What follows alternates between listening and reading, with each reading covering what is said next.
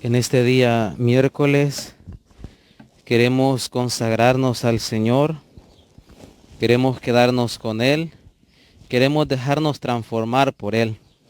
En este día como parroquia entonces vamos a meditar sobre el tema de la casa común. Decir algo bien importante, que tenemos una encíclica maravillosa que nos habla sobre todo del cuidado de la casa común, que es Laudato Si. Y el Papa nos dice que un ejemplo claro, un testimonio claro del amor hacia la creación es San Francisco de Asís, que llamaba a la tierra hermana. Y muchas veces nosotros nos sentimos dueños y explotamos la tierra. No le damos el valor que le corresponde como nuestra hermana en la creación, porque somos criaturas de Dios, aunque por medio del bautismo se nos hace un distintivo diferente, porque pasamos a ser directamente hijos de Dios, pero igual somos hermanos con la hermana tierra. Que el efecto del pecado se advierte en la enfermedad del medio ambiente. Como San Juan 23, que dedicó una encíclica a todos los hombres de buena voluntad, él dedica esta a todos los habitantes de la tierra. El Papa Francisco entonces nos regala una maravillosa obra de cuidado de la creación. Y muchas veces nosotros quizás no la hemos leído y no nos damos cuenta del gran tesoro que tenemos como iglesia. Recuerda también el Papa la preocupación de sus predecesores por el deterioro del medio ambiente y pide que cada persona se arrepienta de sus propios pecados contra la creación divina, porque cada vez que actuamos en contra de la creación estamos pecando, porque es un regalo también de Dios. Nosotros obtenemos muchos beneficios de la creación, pero al mismo tiempo nosotros debemos de familiarizarnos con la creación y debemos de ayudar siempre a la creación conservando todo lo que Dios nos ha regalado. Dice el Papa que la preocupación por la naturaleza va ligada a la justicia hacia los pobres y propone entablar relaciones fraternas y no de explotación. Es decir, tenemos que tener la frase de San Francisco de Asís: debemos de llamar a la tierra nuestra hermana, debemos de llamar a la casa común nuestra hermana. Así como queremos y cuidamos a nuestro hermano de sangre, así debemos de cuidar a la madre naturaleza, porque somos pertenencia de Dios y el Señor nos la ha regalado para que podamos ser felices. Recordando también que cada vez que actuamos en contra de la naturaleza, deforestando, quemando, cortando árboles, botando la basura, botando químicos en lugares como los ríos, las fuentes de agua, de esa manera nosotros estamos pecando y de manera mortal. Y ese pecado lo debemos de confesar, porque estamos atentando contra nuestra hermana, la Madre Tierra. Es importante entonces que también en nuestra forma de actuar cada día debemos de poner en práctica el cuidado de la casa común, porque recuerden que cuando pecamos, pecamos contra sí mismo, contra el hermano, contra Dios y también contra la naturaleza. Hablar también un poquito sobre la agricultura sostenible, que incluso nuestros obispos nos hablan en esta campaña de evangelización de este tiempo de Cuaresma, de este tiempo de la Semana Mayor, nos hablan de este tema importante para nosotros. Los sistemas de producción y las políticas e instituciones que sustentan la seguridad alimentaria mundial son cada vez más insuficientes.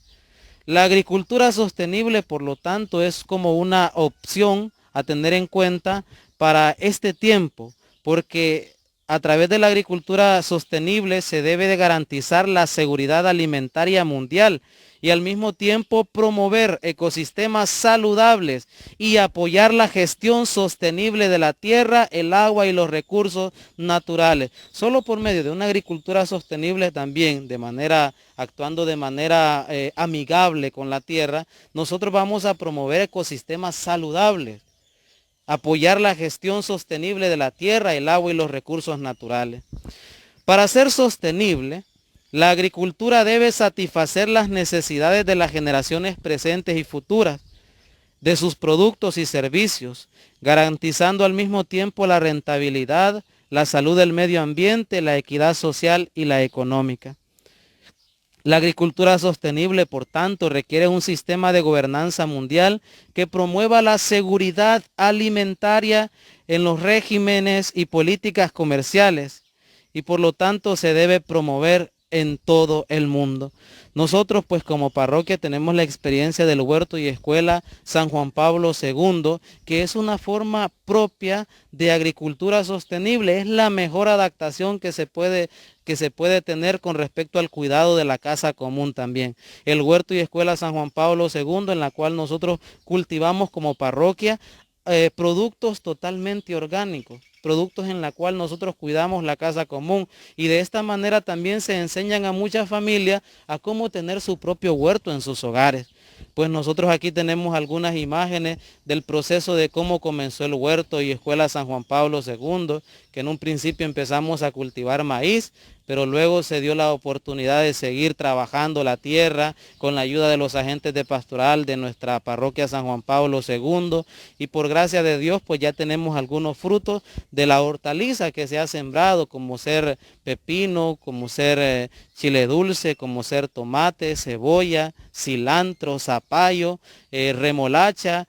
Se piensa sembrar en la próxima semana, primero Dios, maíz de riego, frijoles alacín, caña, también camote, y todo esto también contribuyendo a lo que es la agricultura sostenible, porque nosotros debemos de, además de cuidar la tierra de manera totalmente amorosa, porque a la tierra la debemos amar, se nos enseña también cómo cultivar con lo que tenemos en nuestra casa, y siendo también amigables con la tierra. Por ejemplo, por eso todos los productos que se utilizan dentro del huerto son totalmente orgánicos, para no dañar nuestra hermana tierra. Entonces, en esta experiencia del huerto, nosotros hemos aprendido a ser fraternos con la tierra, y también a ser fraternos con el hermano, y también con Dios, porque todo el centro y el protagonista de este proyecto siempre es Dios, siempre es Jesucristo. Por eso cada vez que vamos al huerto, nosotros terminamos con la Santa Eucaristía.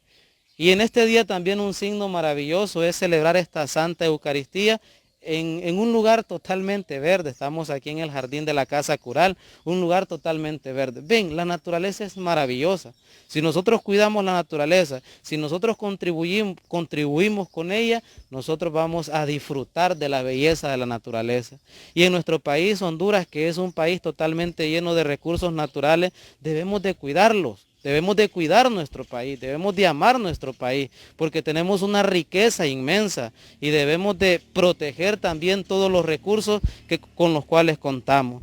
Es importante entonces, hermanos, en este día tener en cuenta el cuidado de la casa común, sobre todo teniendo agricultura sostenible, esto para satisfacer las necesidades nuestras y también de las culturas venideras. Si nosotros utilizamos demasiado químico en la agricultura o en otras cosas, ¿qué es lo que estamos provocando? Estamos destruyendo la tierra, y por lo tanto las futuras generaciones van a sufrir las consecuencias de lo que nosotros estamos provocando contra el medio ambiente.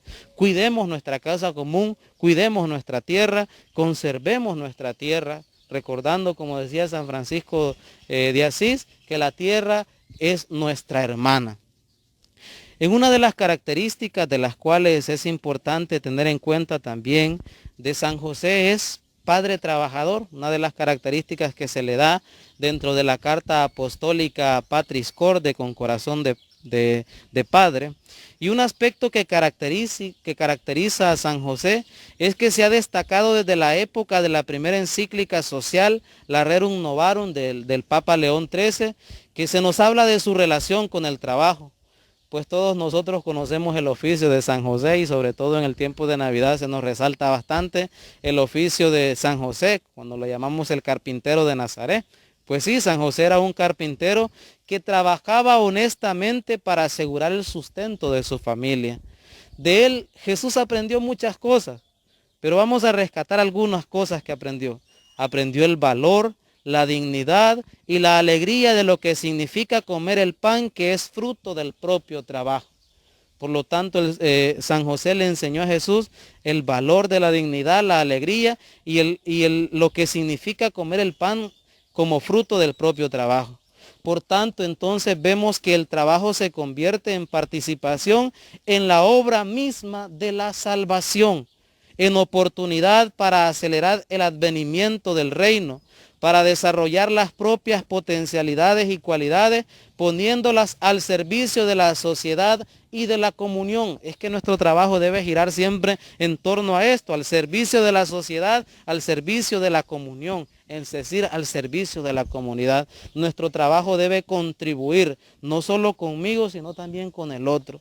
A eso se le llama vivir en una comunidad totalmente fraterna, comunidad guiada e iluminada por el Señor Jesús.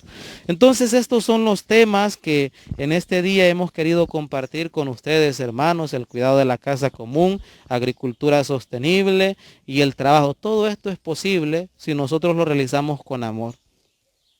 Si el amor nosotros lo ponemos en práctica también con la casa común, trabajando como se debe, trabajando y sobre todo en el servicio espiritual, trabajando para construir el reino de Dios. Ya en el evangelio que hemos escuchado en este día, el pasaje evangélico nos muestra totalmente 3 segmentos bien definidos. El primer segmento, que relata los detalles del pacto traidor de Judas con los sumos sacerdotes. El segundo segmento, que los discípulos preparan la cena bajo las instrucciones de Jesús. Y el tercero es que Jesús vuelve a anunciar la traición y Judas queda al descubierto ante los ojos de Jesús y también ante los ojos de sus discípulos. En el evangelio de hoy lo podemos titular, por tanto, el evangelio de la traición, porque es el tema central del cual nos habla. También nos habla de la preparación de la cena, que no es una cena cualquiera, es la cena, es la última cena, y da la impresión de que todos los protagonistas ya lo saben, como que presienten los discípulos que es el último compartir de manera, digamos, humana con el Señor. Ellos como que ya lo saben. Los discípulos pues han vivido con Jesús durante los últimos años. No ha sido Jesús para ellos no solo un maestro, sino algo más. Han escuchado sus palabras. No han entendido quizás todo lo que el Señor les ha enseñado, pero saben que Jesús no es un predicador más. Y por eso es que en el Señor Jesús ven algo diferente. Ven más allá de sus palabras. ¿Qué han visto sus discípulos en Jesús? Ven su forma de estar, de relacionarse con los que sufren, con los oprimidos por el mal y la enfermedad. Esto es muy importante que también nosotros veamos en el accionar de Jesús cada día en nuestras familias, en nuestras comunidades y también en muchos de nosotros. Cuando sufrimos, el Señor está ahí acompañándonos. Y los discípulos, eso fue lo que descubrieron en Jesús. Eso fue lo que vieron en Jesús, su forma de relacionarse, de estar cerca, de acompañar al que sufre, al pobre, al oprimido, al que está en enfermedad. También los discípulos se han dado cuenta de que su presencia era sanadora y que habría caminos de esperanza en un lugar, en un tiempo donde el que estaba enfermo era desechado dentro de la sociedad porque la enfermedad era sinónimo de pecado. Pues en un lugar donde Jesús cambió totalmente esta mentalidad y ya toda la gente sentía en Jesús que era una presencia sanadora que abría los caminos a la esperanza para los que solo tenían un futuro negro, oscuro, incierto por delante. ¿Qué más también notaron los discípulos? Ellos saben que aunque no se atreven a decirlo, que esa historia está a punto de terminar. Es decir, que van a estar en la última cena, van a estar en el último encuentro con el Señor, como que lo presienten los discípulos en ese momento. En fin, los discípulos han visto la cercanía de Jesús, su Maestro y Señor, y el que ha sido creador de esperanza y vida para tantos. Tiene la muerte acechando en su propio horizonte. Por eso la cena que va a preparar no es una cena normal, es una cena diferente. Por eso en la cena instituye, según los evangelios sinópticos, el evangelio de Marcos, Lucas y Mateo, se instituye la Santa Eucaristía. Es en la última cena, por eso es una cena totalmente diferente, porque en ella el Señor menciona las palabras que cada vez nosotros que tenemos la Eucaristía escuchamos.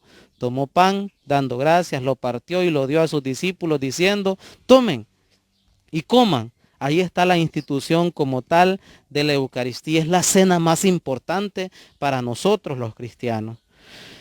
Queridos hermanos, pero en sí, ¿cuál es el mensaje que Jesús nos transmite el día de hoy a través de su palabra? Hay que tener en cuenta, para responder a esta pregunta, que vivimos en un momento difícil, porque transitamos un momento complicado, pero es un llamado para que reconozcamos a nuestro Señor Jesucristo en todas las personas que sufren por causa de la pandemia.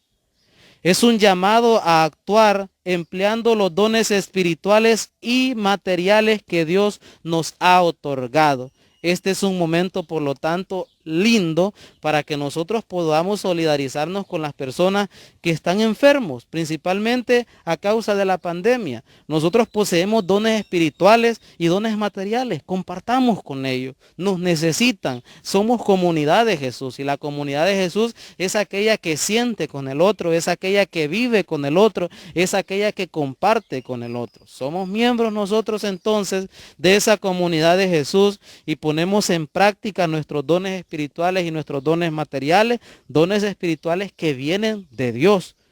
Dones espirituales que vienen de Dios, y por lo tanto estamos obligados a compartirlos con los demás. Debemos de orar por ellos, debemos de estar cerca de ellos. También vemos entonces en el Evangelio, hermanos, que el dolor que produce la traición de una persona querida es muy grande, y esto pasa en la familia. Cuando un hermano traiciona a otro, cuando el papá no se lleva con el hijo, y a veces hay traiciones dentro de la familia, eso es horrible, eso duele totalmente. La traición en la familia, vemos, y si es entre dos amigos, también vemos que es algo doloroso. Y vemos también en este evangelio de hoy que Jesús experimentó dicho dolor.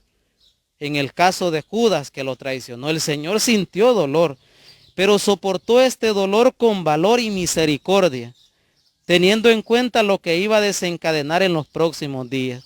El Señor ya en su infinito amor, pues soportó con valor y misericordia en la traición de alguien que compartió con él, de alguien que estuvo con él, de alguien que, a diferencia de los demás discípulos, nunca entendió el proyecto salvífico de Dios, nunca comprendió el proyecto salvífico de Dios, a diferencia de los discípulos, que ellos no entendían, pero en algunos casos, pero le seguían al Señor, porque sabían que era un Dios que sanaba, un Dios que acompañaba, un Dios esperanzador, un Dios que acompañaba a los que sufren, un Dios que acompañaba a los oprimidos, y eso lo sentían ellos en su corazón.